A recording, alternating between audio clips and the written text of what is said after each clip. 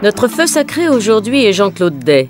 Cet ancien cancre, devenu prothésiste dentaire, puis brocanteur, s'est hissé au rang des meilleurs experts du monde dans les armes et les souvenirs historiques. Un parcours fait de passion et de travail que nous allons découvrir ensemble. Jean-Claude Day, bonjour. Bonjour Viviane. Jean-Claude, je suis heureuse de te voir aujourd'hui, t'exprimer sur ce que tu as fait, ta carrière avec des hauts et des bas, ta carrière de feu sacré. Tu es un Suisse à Paris. C'est étrange, ça, déjà. Bon, c'est pas étrange, hein, c'est une question de naissance, tout simplement. Un Suisse qui est né à Paris, quand même, enfin, qui est né à Courbevoie, d'un papa suisse, mais tout ça à cause des péripéties de la guerre, et qui est très fier d'être suisse, malgré avoir fait une carrière en France. Alors ta carrière est extraordinaire parce que tu es le meilleur expert du monde en armes et souvenirs historiques. Alors on va expliquer un peu comment tout ça est arrivé. En réalité, j'ai pris une échelle dans la vie. J'ai monté marche par marche. Ça me rappelle quand j'étais dans les cafés à Courbevoie. Vous voyez, il y a des traces de main là, où on s'impatientait pour mettre la prochaine pièce pour pouvoir passer un autre disque. Des cafés de Courbevoie aux plus prestigieuses salles de vente, la vie de Jean-Claude Day est jalonnée d'objets, d'anecdotes, de rencontres qui ont fait de ce titi parisien issu d'une famille suisse modeste un expert mondial en objets historiques, comme ce cartable de dentiste du 19e siècle. Je pense qu'on peut l'estimer dans les 10 000 euros. D'accord. Il est pressé, il parle vite, il pense vite. Il faut faire avant qu'il ait même dit. Delphine ? Oh, tu lui donnes les annotations. Oh, il y a un client pour toi. On est très en retard. J'ai pas beaucoup de souvenirs de papa petite, à part à la boutique. Toujours à la boutique, toujours en train de travailler, mais toujours en train de raconter des belles histoires aussi. Donc j'avais ressorti l'historique du chevalier Lemaire, qui est né en 1782 et décédé en 1834. J'ai retrouvé qu'il avait soigné l'impératrice Joséphine. D'accord. Ce qui nous donne un plus pour nous. Oui. Et surtout, il est passionné, il est heureux de travailler. Et ça, aujourd'hui, c'est rare. Maître Martin. Il n'arrêtera jamais. Arrêter un si beau métier, ça serait quand même dommage. Tu as démarré petit garçon un peu des rues, disons-le. Oui, un petit garçon qui est né dans une famille très modeste. Je dis pas ça pour faire pleurer dans les chaumières, parce que j'étais quand même très heureux dans cette famille, bien sûr. Et puis, un petit garçon qui a voulu s'élever un petit peu, qui a commencé à aller à l'école à Courbevoie, dans une école communale, qui après, mes parents ont voulu me mettre dans une école privée, pensant qu'on pourrait tirer quelque chose de mieux dans une école privée, et surtout pensant, mon papa étant prothésiste dentaire, enfin mécanicien dentiste à l'époque, pensant faire de son fils un dentiste, c'était le rêve de tous les mécaniciens dentistes. Et puis j'étais dans cette école privée, puis j'étais pas un feu sacré là. Mais après, je crois qu'il y a une anecdote assez extraordinaire. Tu as choisi le bon café. Raconte-moi ça. Ah oui, le Courbevoie, il y avait 2 cafés. Il y avait un café qui s'appelait Daven, qui était fréquenté non pas par des voyous, mais les blousons noirs de l'époque, qui étaient des demi-voyous, on va dire, qui volaient un petit peu les Vespa, qui cassaient les flippers pour récupérer la monnaie, voilà, bon. Et puis, juste en face, il y avait un café qui s'appelait Le Prado. Et ce café, Le Prado, eh bien, les jeunes étaient mieux habillés, c'était un petit peu la jeunesse un peu plus dorée. Donc, normalement, les filles étaient plus belles. Il y a ça aussi. Donc normalement, a priori, j'aurais dû atterrir chez Daven. Et puis, tu étais au Prado. Voilà, j'ai été au Prado. Le Prado, pour vivre comme les autres jeunes, mes parents ayant de moyens très faibles, je me suis mis à travailler. Ça, c'est à partir de 15 ans, quand je suis rentré en apprentissage de prothésiste dentaire. Jean-Claude, je voudrais revenir sur ton enfance en Suisse, donc ton enfance de vacances, d'été. Oui. À partir de 46, je suis allé en Suisse régulièrement. 47, j'ai fait un an d'école à Bellevaux, qui est mon coin. J'aime beaucoup Bellevaux, parce que j'ai passé ma jeunesse. Et j'y allais 3 mois par an, en vacances. C'était beaucoup. À l'époque, il y avait les grandes vacances, c'était 3 mois. Et j'étais dans une famille très unie, très modeste, encore une fois, mais où j'étais adulé, où j'étais le seul garçon de la famille. Alors j'étais le petit Parisien qui débarquait. Et dès que j'arrive là-bas, dès que j'arrive à Lausanne, c'est quelque chose. Jean-Claude Day a grandi à Courbevoie, mais ses plus beaux moments d'enfance, c'est à Lausanne, son Lausanne, et dans son quartier de Bellevaux qu'il les a passés. Il s'offre ce jour-là un voyage dans le temps en compagnie de sa cousine Elisa, qui l'accueillait enfant. Eh ben, ça me fait tout chaud au cœur de revenir dans ce quartier, qui est un quartier très populaire, mais que j'ai beaucoup aimé, que j'aime encore d'ailleurs. C'était au premier ou au deuxième qui était grand-maman? Au deuxième, hein? C'était terrible. Donc voilà, il y a encore des enfants qui jouent. Hein.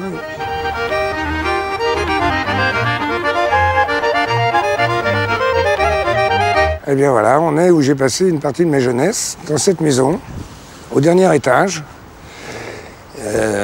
depuis l'âge de 5 ans, où je suis venu 3 mois en vacances par an, et où j'ai fait un peu les 400 coups, on va dire, par ici. Voilà, ma chambre, c'était la première fenêtre, tout en haut. Alors, vue directe sur le champ de tir, qui n'existe plus aujourd'hui, où on allait récupérer les balles tirées, qu'on allait revendre pour s'acheter des raisins secs. Non, on n'avait vraiment rien à bouger dans ce quartier. À part qu'ils ont tout repeint, je suis venu dans cette école. Et ici, il y avait tout ce qu'il fallait, du lait et du chocolat. Quand j'arrivais ici, en réalité, tout le monde m'appelait le petit Parigot, parce que j'avais l'accent parisien. On avait un peu de peine à te comprendre parce que tu parlais tellement vite. Et puis quand je suis, oui, c'est vrai. Et puis quand j'arrivais en France, on disait qu'est-ce que c'est que cet accent, et on me traitait de petit Suisse. Ouais, tiens, j'ai pris un coup de jeune là. Je me sens en pleine forme maintenant. Ce sont des souvenirs d'enfance? Ce sont des souvenirs, oui, entre autres. Mais après, beaucoup d'autres souvenirs d'enfance, c'est vrai, les promenades, la fête du bois, les promenades à Bellerive-Plage. Et Bellerive-Plage avait quelque chose d'étonnant, ils avaient un plongeoir de 10 mètres. C'était un plongeoir 3 mètres, 5 mètres et 10 mètres. C'est très haut. Eh bien, tout le monde voulait aller au plongeoir de 10 mètres, mais tout le monde n'osait pas sauter du plongeoir de 10 mètres. Et je me suis forcé un jour à sauter, ça c'était vers 14-15 ans, du plongeoir de 10 mètres, mais vraiment forcé, pour les beaux yeux d'une belle, qui devait avoir mon âge à l'époque, mais qui admirait toujours les garçons qui sautaient de 10 mètres. Moi je sautais de 5 mètres, donc j'ai quand même été. Bravo. Comme quoi les femmes vous font faire des choses extraordinaires. Alors donc, tu as été mécanicien pour commencer. Donc, oui. Tu as commencé par le bas de l'échelle de la... Oui, apprenti à partir de 15 ans. Oui. Meubler mes samedis. Alors samedi, j'allais dans un prix unique pour surveiller et puis remplir les casiers. Ça, c'était pour faire des sous pour aller au Prado. Le samedi soir, j'allais ouvrir des huîtres ou j'allais dans les cafés pour servir, etc. Enfin, j'ai fait un tas de petits boulots en plus qui m'ont permis justement de m'acheter le costume qu'il me fallait pour aller en face et quitter le blouson que j'aurais dû avoir. Et puis, ce prothésiste, et bien, au bout de 3 ans et demi, j'étais à l'école dentaire, bien sûr. Je suis devenu un vrai prothésiste, ce qu'on appelle un petit second. Puis après, j'ai grimpé les échelons, je suis devenu un second et un premier. Et premier, ça veut dire qu'on peut travailler tout seul, qu'on savait tout faire. Alors, quand tu as été donc ce prothésiste qui avait réussi de façon satisfaisante dans son métier, tu as attrapé le virus de la brocante. Un jour, mon père me donne un petit sabre. Ah. Ah, un petit sabre. C'est un tournant, ça, dans ta vie, le petit sabre? Ah ben c'est le grand tournant. Je serais certainement pas là sans le petit sabre. Mon père avait récupéré ce petit sabre d'un de ses amis qui en été, à qui il avait rendu un service et qui lui a donné ce petit sabre, ce qu'on appelle un sabre briquet, un petit sabre d'infanterie, sans fourreau, tout ce qu'il y a de modeste, qui est toujours modeste aujourd'hui d'ailleurs, mais que j'ai précieusement gardé. Et ce petit sabre, en définitive, m'a poussé à aller au puce pour acheter un deuxième sabre pour faire une belle croix, quoi. Pour faire un beau décor. Ça a été le départ alors d'une grande aventure. Donc tu as commencé à mordre, je dirais, à l'hameçon. À mordre à l'hameçon. J'étais passionné d'histoire. On n'a pas dit. Alors j'étais passionné d'histoire, pas vraiment passionné d'armes. Mais bon, les armes ont fait l'histoire. Donc parti de là, je m'y raccrochais à chaque coup. Chaque objet me disait, c'était l'époque, c'est 18e, c'est 17e. Mais alors au début, c'était un hobby du prothésiste que tu étais. Tout à fait. C'est devenu le grand hobby. Plus rapidement, c'était les puces. C'était 3 heures du matin à l'époque, c'était merveilleux. On partait avec sa lampe et on chinait aux puces. Et puis, les 2 sabres sont devenus avec un 3e au milieu, avec un 4e et un 5e. Je n'avais pas de très gros moyens que je disposais tout au moins pour mettre dans cette dite collection. Donc je me suis mis à acheter beaucoup de petites armes africaines. Du moment que c'était pas cher et que c'était assez joli, je l'achetais. Ça va, voyou? On est là, mon pote. Ouais, mais attendez. Ouais, je t'attendais. Attention, il y a de la porcelaine là. Ça va? Tu baignes? Ça y est, t'as refait ton décor? Bonjour Jean-Claude. Tu vas bien? Comment va? Depuis plus de 30 ans, le rituel est immuable. Jean-Claude Day se rend au marché aux puces de Clignancourt, aux portes de Paris, le samedi matin. Et tout a commencé par la recherche d'un objet bien précis. Ça va être l'autre allée. Quand je suis débarqué aux puces, je suis venu aux puces pour acheter un fusil arabe. Je trouvais ça beau. Je trouve ça hyper décoratif. Bon, maintenant, mes goûts ont un petit peu évolué, mais c'est toujours un beau fusil que j'ai conservé pieusement, que je regarde avec une petite larme de temps en temps. Bonjour, madame. Bonjour. Je cherche un bouton 18e qui était mis sur les chapeaux, les tricornes. Celui-là est ancien, regardez. Voilà, celui-là est sympathique. Et ben voilà. Eh bien, cherchons pas le plus loin. Ouais. Cherchons pas plus loin. C'est la bonne taille. Ouais. Il est monté sur os. 4 €, ça vous va? 4 €, bien sûr. Bien sûr. Je ne recherche pas que les armes. Je recherche aussi les objets de curiosité. Il y a plein d'objets décoratifs qui me feraient plaisir. Hein. Maintenant, ça commence à être le manque de place aussi. Jean-Claude, toute cette passion de l'objet, ça vient de quoi? Ça vient de quoi? Alors, la passion de l'objet, je pense que... Je suis sûr, d'ailleurs. À Courbevoie, je vivais dans un petit 2 pièces avec mes parents. Et rien à la maison. Mes parents... Mon père n'avait pas de papa. Ma mère a été orpheline à 15 ans. Et ils avaient rien de famille, en réalité. Donc, il n'y avait pas d'objet. Il y avait, je sais plus, 2, 3 tableaux au mur qui étaient des tableaux, des reproductions achetés sur le marché. Et c'est peut-être ce manque qui me fait courir aujourd'hui après les objets. J'en ai jamais assez, j'en mets beaucoup partout, chez moi, ici, mais il me faut plein d'objets autour.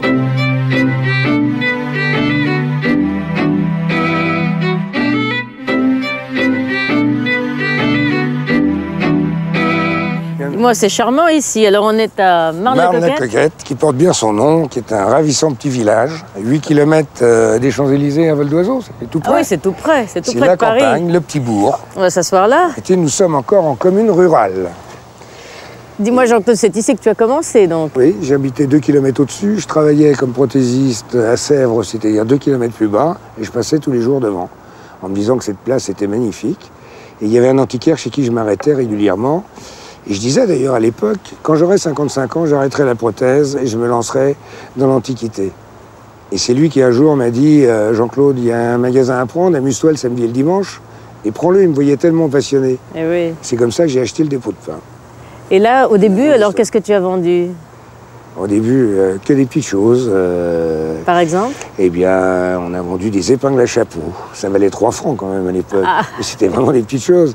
Des petits meubles Louis-Philippe qui n'étaient pas chers. Des feux de recul de train. J'avais racheté tout un lot à la SNCF. Enfin, des objets un peu hétéroclites. En fait, de la vraie brocante en réalité. Puis quelques armes que je mettais. Mais n'ayant pas eu les moyens de faire un stock, ces quelques armes, il y en avait quelques-unes que j'avais dans ma collection, et surtout s'il y avait marqué réservé, vendu, pour la majorité. Mais ça m'en a fait rentrer d'autres, parce que des gens sont venus après m'en apporter. Ce qui est le but d'avoir un magasin, c'est d'avoir des clients qui vous amènent des choses à vendre.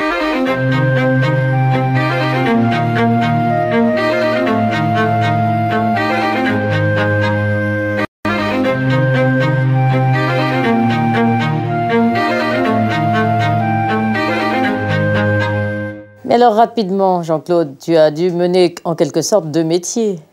Alors là, il y a une petite question qui se pose. Un métier qui marche bien, j'étais pas malheureux, j'étais bien payé, il n'y avait pas de notion d'argent, on n'était pas en manque. Une épouse qui travaillait aussi, qui tenait un grand magasin de sport, qui en était directrice, qui gagnait bien sa vie.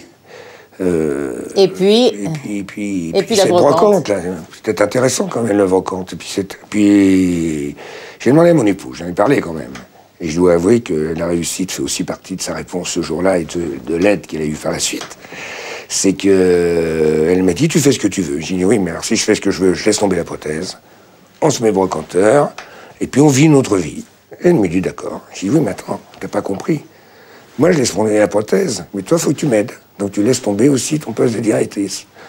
Elle m'a regardé, elle m'a dit, bah, tu fais ce que tu veux. Jean-Claude, ce qui est important, c'est de savoir comment, de petit brocanteur, tu es devenu ce grand expert international. Ce qui a été important, peut-être quand même au départ, c'est que la boutique, bien je l'ai achetée, en réalité, le propriétaire était un commissaire-priseur, qui était à Versailles. Donc j'ai commencé à aller dans ses ventes. Il s'appelait Maître Martin, qui était un grand commissaire-priseur à l'époque. Bon, enfin, Maître Martin, un jour, vient me voir en me disant, je suis très embêté, j'ai un de mes experts qui me fait faux beau, pour la journée, j'ai une expertise à aller faire, et c'est un client très important, vous avez l'air de connaître un peu les armes. Venez avec moi, vous me donnerez 2-3 détails comme ça, puis on verra bien. Mais pour moi, c'est important. Alors, je suis allé avec lui. Je suis tombé chez un monsieur qui avait beaucoup de choses au mur. Il y avait plein les murs, un peu comme ici. Et il y a eu des choses très disparates. Et puis, bon, je suis tombé sur des choses que je connaissais bien. Alors, j'ai débuté à Maître Martin, sans Premier Empire, sans 17e, et puis 18e. J'ai donné quelques valeurs, puisqu'étant que marchand, les valeurs sont importantes. Et c'est ce qu'on nous demande en premier. Et puis, bon... il n'a rien dit. Et 6 mois après, il m'a refait le coup. Il est revenu dans la boutique en me disant, dis donc, j'ai encore un empêchement avec Johnson, tu peux pas venir dans une autre affaire, là? Je dis oui, je suis tout content, moi. Qu'il me fasse confiance, c'était un grand bonhomme, quand même. Et puis je suis allé sur cette deuxième affaire. Puis pareil, j'ai débité, ce que c'était. Et en sortant, il m'a regardé. Je vais faire de toi un expert. Je n'avais pas fait ce métier-là pour être expert. Je voulais être brocanteur. Après, je voulais être antiquaire, c'est-à-dire avoir une plus belle boutique. Puis ça s'arrêtait là. Et voilà comment je me suis retrouvé bombardé expert. 4 ans après l'ouverture de la boutique, j'ai fait ma première vente à Versailles. Et, en 77, et la première vente à Drouot en 80, parce qu'entre 77 et 80, j'ai pas voulu bousculer les grands. Et j'ai fait toute la province. Bienvenue à Drouot, le temple parisien de la vente aux enchères. Ce jour-là, Jean-Claude Day est venu pour vendre et pourquoi pas acheter. Objet de ses convoitises, une boîte en or Napoléon III. Ah oui, quand même. Ouais. Je te vois tout à l'heure à midi, puis je te dis. Ok. Tu feras pour moi? Il est 11 h, l'heure de l'exposition dite ouverte, où la foule se presse pour contempler et toucher les objets de la vente, comme ce costume de Bonaparte. Peut-être un petit peu plus tôt. 18e, oui, un petit peu plus tôt. Mais ça, on est en 1793, en plus, il n'avait pas un sou à l'époque. Bah oui, il était pauvre. Il était pauvre. Moi aussi, j'avais un taxi qui m'attendait. Midi, fin des premières hostilités. 2 heures plus tard, Jean-Claude Day est de nouveau là, prêt à entrer dans l'arène. Cette scène de fête villageoise, c'est une toile qui commence à 600. Je me sens bien, un peu l'habitude. Enfin, il y a toujours un petit moment où on se demande si on va réussir notre vente. L'important, c'est de réussir. De réussir, il y a toujours un petit stress, oui. Mademoiselle Georges de la Comédie Française. Jusqu'à temps de s'asseoir. Cadre d'origine, et nous commençons à 2000. Nous arrivons au numéro 64, qui est ce beau souvenir historique, cette tenue de ville qui aurait appartenu au capitaine Bonaparte pendant le siège de Toulon en 1793. Le tissu est tout bon, tout est bien d'époque. Je crois qu'on peut vraiment l'attribuer à Bonaparte et nous allons commencer à 5 000 €. 5 800. 5 800. Misère, 6 000. 200, 500. 10 000, pardon. C'est au téléphone. Si je pouvais vendre les documents, j'ai 10 000. Voilà. D'accord, merci, au revoir. La vente finie, c'est immédiatement le sort de la boîte de Napoléon III qui préoccupe Jean-Claude Day. 1300, alors vous êtes de 1400. Eh bien voilà, 1500. c'est loupé. C'est loupé, elle a fait 23 000. Et moi j'avais mis donc 18 000 plus les frais, 20 000.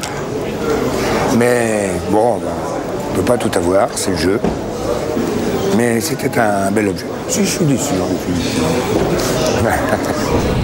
Jean-Claude, tu as multiplié, je dirais, les casquettes. Alors, est-ce que je ne me suis pas mis à courir les diplômes que je n'avais pas? Enfin, ou les diplômes ou les titres. Alors peut-être un petit peu quand même. Alors c'est vrai que j'ai voulu devenir expert judiciaire. Puis tout le monde m'a dit, attention, si tu es expert judiciaire, tu ne pourras pas être aux douanes, on n'a jamais les deux.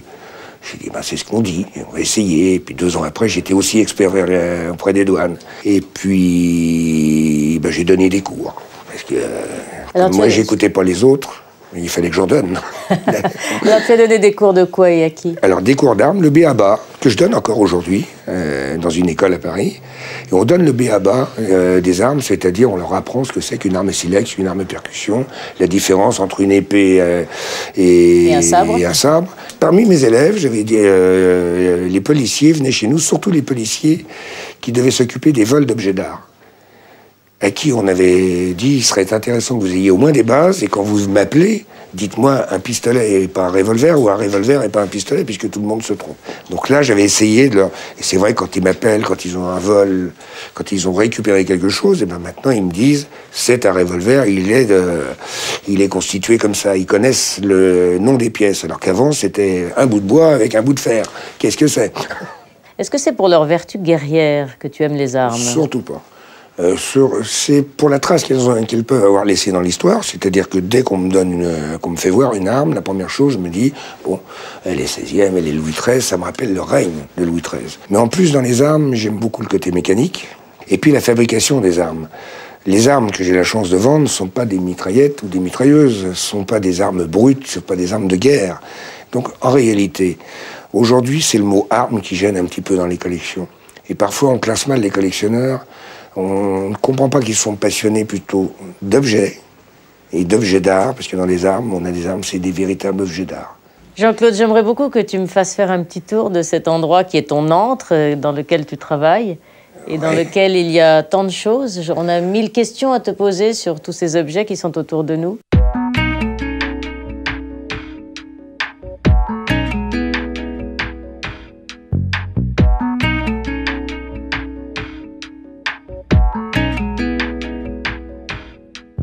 Je vous fais voir un très bel objet. Voilà un beau pistolet à rouet. Il est 1592. C'était pour les rhéteurs saxons, c'est-à-dire les gardes du corps du grand électeur de Saxe. On est dans les toutes premières armes à feu, donc un système à rouet. Mais ce qu'il faut voir là surtout, c'est le travail. Et c'est là l'un de mes plaisirs. C'est un véritable œuvre d'art, avec des bois incrustés, d'ivoire, de bois de serre, des dessins, des gravures. Et puis, il y a plusieurs fabricants qui sont rentrés dans cette arme. C'est-à-dire, il y en a un qui a dû faire le canon, il y en a un qui a fait les gravures, il y en a un autre qui a fait les cisures. Tout ça sont des spécialités différentes qui me permettent d'apprécier ces objets. Plus le côté mécanique. C'est vrai que le côté mécanique et esthétique l'emporte complètement sur l'aspect guerrier, c'est clair. C'est plus des armes, c'est des objets d'art.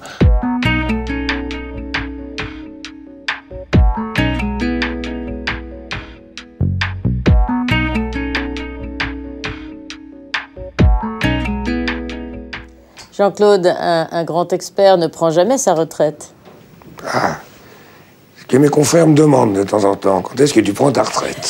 C'est la concurrence qui te demande ça. Alors, oui, tout à fait. Alors, je leur réponds niaisement, le jour où je serai obligé. Je fais un métier qui est une passion, donc tout est facile. J'ai 95% de bonheur et 5% de problèmes. Donc c'est peu dans une vie. Alors qu'autour de moi, j'ai beaucoup d'amis qui s'ennuient toute la journée.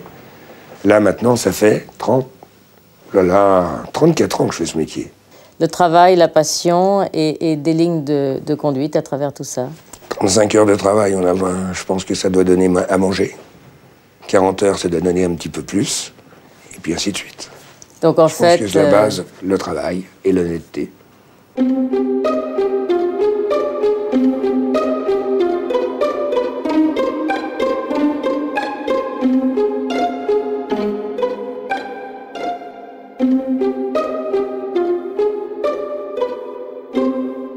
Ça va être l'heure de se quitter. Oui, Jean-Claude, ça va être l'heure de se quitter. On a passé un super moment. Merci beaucoup. Merci pour toutes les belles histoires. Tu nous as fait rêver. Et merci à toute l'équipe. À bientôt. On a la chance de se voir de temps en temps, quand même. Au revoir. Rentre bien. Au revoir, merci.